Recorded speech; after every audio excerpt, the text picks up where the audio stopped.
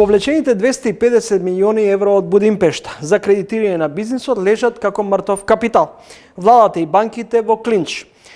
Колкави се банкарските трошоци за распределба на унгарскиот кредит за фирмите во Македонија?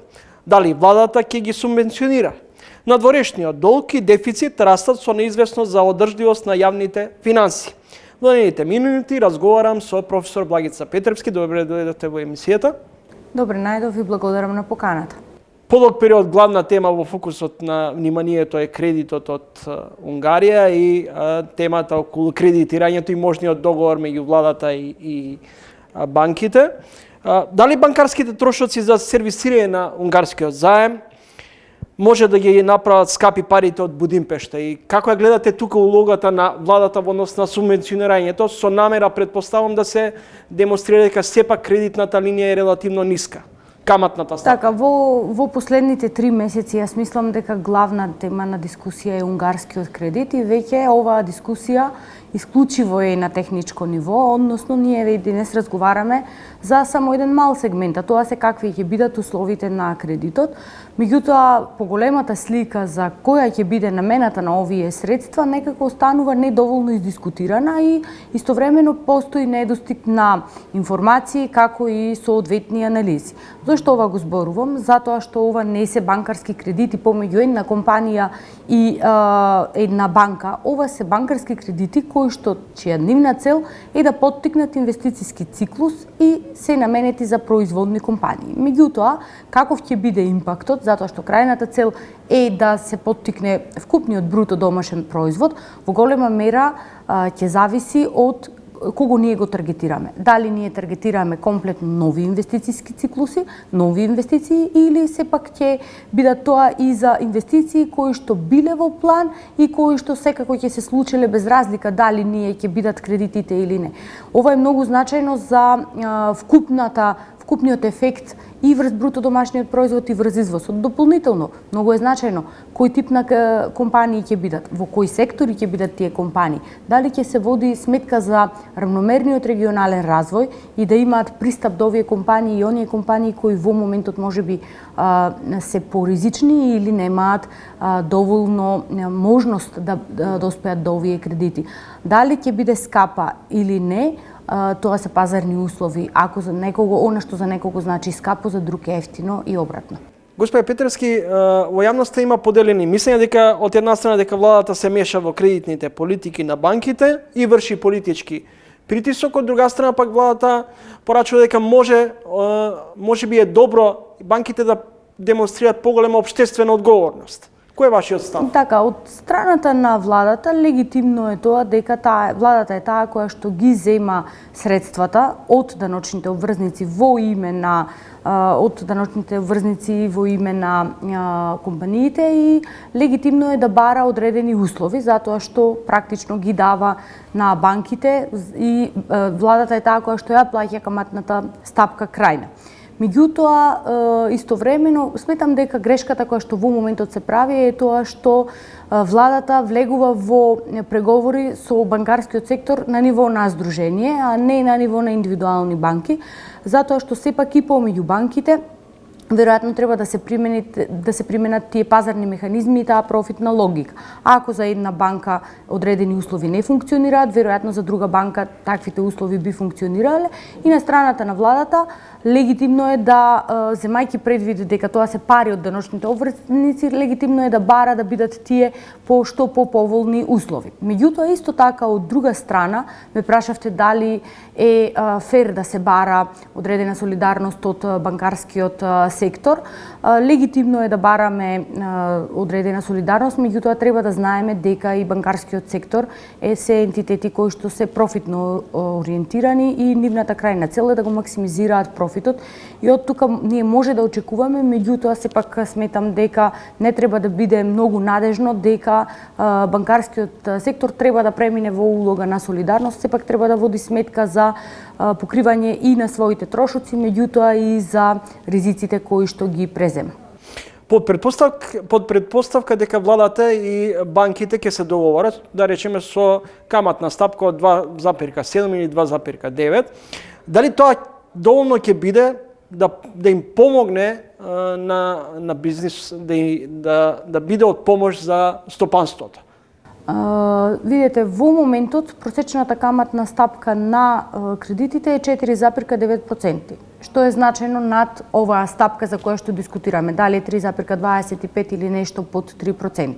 Веројатно, кај еден дел од компаниите кои што се бонитетни, кои имаат добар кредитен рейтинг и слично, имаат и можат да користат и кредитни линии кои се испод оваа стапка. Меѓутоа, за поголемиот дел од компаниите, верувам дека оваа каматна стапка е значајно поволна и истата треба да ги стимулира. Јас понатаму би се фокусирала повторно во тоа да имаме добар таргет кон оние компании кои што до сега не би можеле да реализираат одредена инвестиција, а овој тип на кредити ќе им помогне за реализација на нивните инвестициски планови. И сега тука останува отворено и понатаму прашањето каква е формата на таа инвестиција. Викаме производни компании, меѓутоа кој е секторот понатаму, за која намена ќе бидат? Ќе бидат за целосно нови кредитни линии или за нова технологија? Зошто државата се задолжува за банкарските комерцијални банки? Она помалку што изгледа симптоматично, зошто се влезе директно со диалог со заеми кредит од Унгарија, а не, например, да се земат кредити од меѓународните фондови, од Светска банка, од ММФ, од Европска инвестицијска банка. Дали клучна е устори ниската каматна стапка? Сметам дека и ниската каматна стапка, меѓутоа и одредени услови кои што веројатно се дадени, како што се долгиот рок на отплата, грейс периодот кој што е даден, понатаму веројатно и за намената е многу значајна во оваа ситуација. Намената е од една страна за бизнис секторот, од друга страна за општините. Дали таквата намена би била финансирана од меѓународните организации, дали тоа се вклопува со нивните портфолија е исто така значајно. Меѓутоа, дали сметам дека начинот на поддршка на бизнис секторот преку кредитни линии е невообичаено? Не сметам дека е невообичаено, затоа што логиката на, ако гледаме макроекономски, бруто домашниот производ може да се поттикне, една од компонентите како да се поттикне е токму преку инвестиции. Јас сметам дека тоа е здрав начин за поттикнување, доколку успееме да го поттикнеме бруто домашниот производ. Инвестициите може да бидат преку јавни инвестиции, капиталните расходи или преку бизнис секторот. Понатаму бизнис секторот може да биде поттикнат преку целосна државна помош.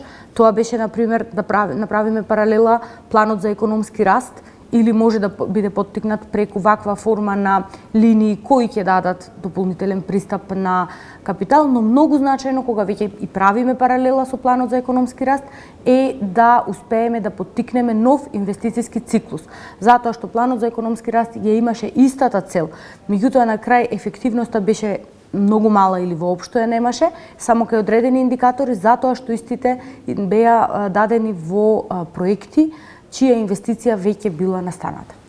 Следите разговор, гостинка во емисијата, професор Благица Петревски од Finance Think. Господе Петревски, за едната година проекциите за раст на БДП од 3,3 се, раст на буџетските приходи од 12,8% и капитални расходи на ниво од над 800 милиони евра. Унгарската милиарда и нагло ќе го зголеми веројатно надворешното задолжување. Како ќе се отплаќаат долговите ако имаме перманентен дефицит и пораст на бруто општественото производство под каматите кои се задолжуваме во овој момент? Да, ова е доста добро прашање за дискусија, особено ако ги анализираме што се случува со буџетските дефицити и што се случува со потенцијалот за економски раст на долг рок. Ние генерално генерираме буџетски дефицити кои што од една страна се над потенцијалот за раст и тоа навистина не втурнува во една замка на задолженост. Од аспект на каматните стапки, и тоа е легитимно, каматните стапки треба да бидат и треба да целиме да бидат под онаа стапка на економски раст која што имаме. Нажалост, во изминатите години ние не успеавме да генерираме економски раст кој што е на нашиот потенцијал, односно 4 до 4,5%.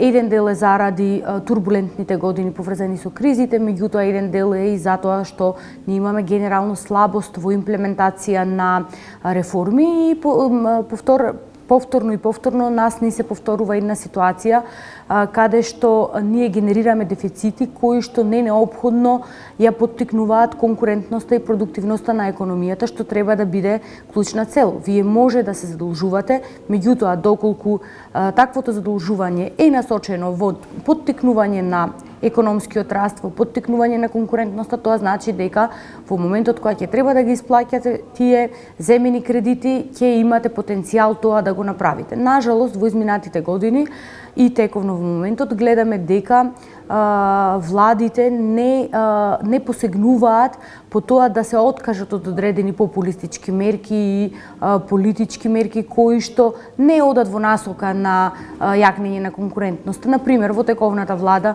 забележавме дека клучното политичко ветување беа пензиите и истите се реализирани, кои ќе го поттикнат животниот стандард, меѓутоа не се мерка која што влијае на конкурентноста. Во минатата влада тоа беше стимулирање на минималната плата и финансирање на истата во еден дел преку буџетот. Така што мислам дека ако сакаме да целиме раст кој што ќе биде над буџетските дефицити и да влеземе во фискална консолидација, ние мора да започнеме со структурни реформи и инвестирање на парите од буџетот во развојна компонента. Ја споменавте фискалната консолидација, во последен период многу малку се зборува за неа. Тешко оди прибирањето на средства во буџетот, сивата економија се уште е релативно висока. Каде го гледате решението? Сметам дека моментот на фискална консолидација е тема која што ние ја зборуваме во подолг временски период, особено настана тема за горлива тема после енергетската криза, каде што забележавме дека јавниот долг и порасна на едно значајно високо ниво. Во моментот според фискалната стратегија тоа е 66,4% планиран за оваа година, можеби ќе биде реализиран под тоа ниво согласно последните проекции. Меѓутоа, ако на тоа ги дадеме и оние доспеани, а неизмирени обврски, ние веќе ќе оперираме околу 70% на јавен долг, што е нешто што треба да не загрижува. На долг рок, односно и на среден рок, сметам дека само структурни реформи се тие кои на одржлив начин може да не втурнат во поголема фискална консолидација. Од една страна структурни реформи во делот на расходите, во голема мера ние започнуваме развојната компонента да ја истиснуваме, односно буџетот се повеќе наликува на социјален. Тука има простор ке повеќе ставки каде може да забележиме подлабока фискална консолидација, меѓутоа на приходната страна простор гледам во справување со сивата економија, која што крија еден доста голем потенцијал за прибирање на дополнителни приходи.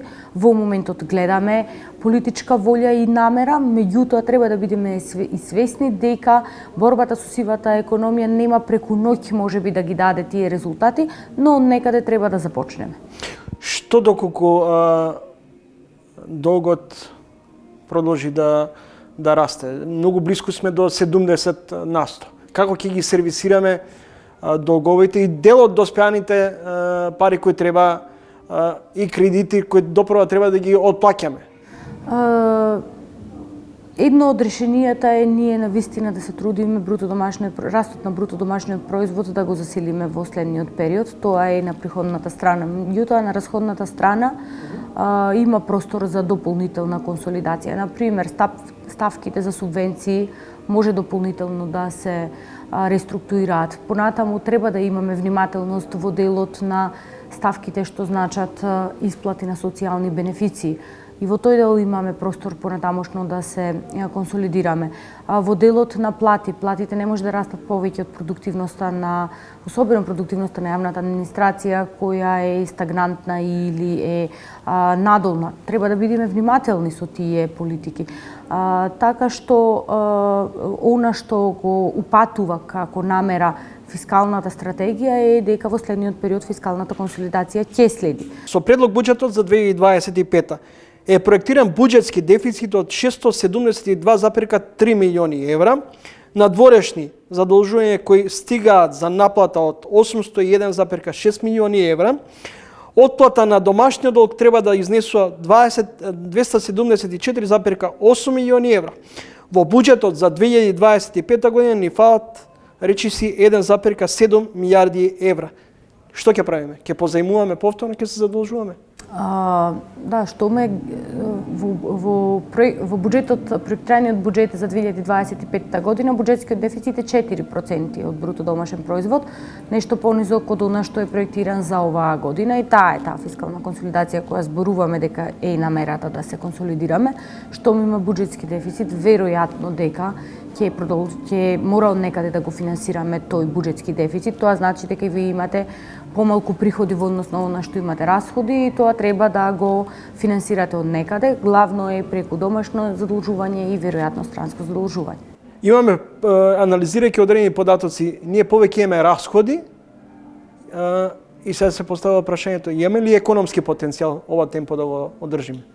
Ние оперираме под нашиот економски потенцијал. Значи, ако нашиот економски потенцијал е 4 до 4,5%, ние претходните години имаме раст меѓу 1, 2, 2,5%, што апсолутно е далеко од нашиот економски потенцијал. Меѓутоа, изминатите години, ако гледаме во континуитет, како ние правевме една анализа, која што се однесува на какви биле во која мера биле исполнети фискалните правила и каква била фискалната дисциплина. И таа анализа од 2008 година до денес. Ние ќе забележиме дека во повеќе од половина од тие периоди ние сме оперирале со буџетски дефицит над 3%, односно над тоа фискално правило.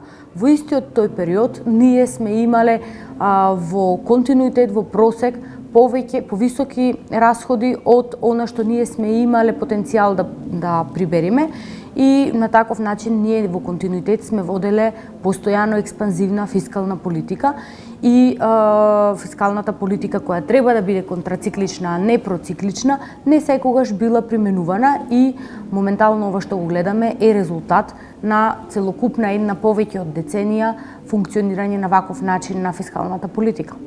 Благодарам за издвоеното време и гостувањето. Ви благодарам и на вас.